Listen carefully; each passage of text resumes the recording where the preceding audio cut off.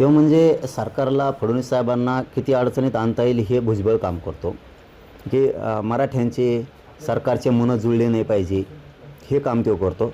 आणि मराठ्यांचे आणि सरकारचे जर मनं जुळले तर त्याचं भागत नाही. कारण मराठी इमानदार आहेत, मराठी मग काम करतात, सरकारच्या बाजूनं राहतात, सरकार बी मग मराठ्यांच्या बाजून राहून काम करतं आणि ते त्याला नको आहे.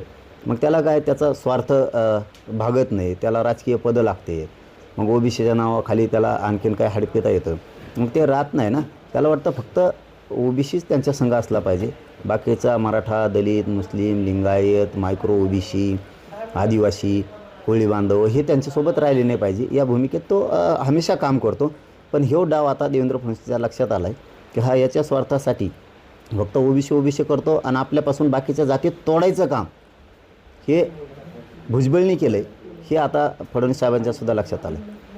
आमच्या जारला काही होऊ शकत नाही आणि आम्ही तो खूप रक्त जाळून मिळवलेला आहे. त्याला जर एखादा फेरफार करून काही बदल करायचा प्रयत्न केला तर आम्ही मराठे करोडोच्या संख्येनं तुम्हाला रस्त्यावर दिसणार आहेत, करोडोच्या संख्येनं. जशाच तसं उत्तर मिळणार. मग आता isakal.com आहे देशातील नंबर 1 ची मराठी न्यूज वेबसाईट.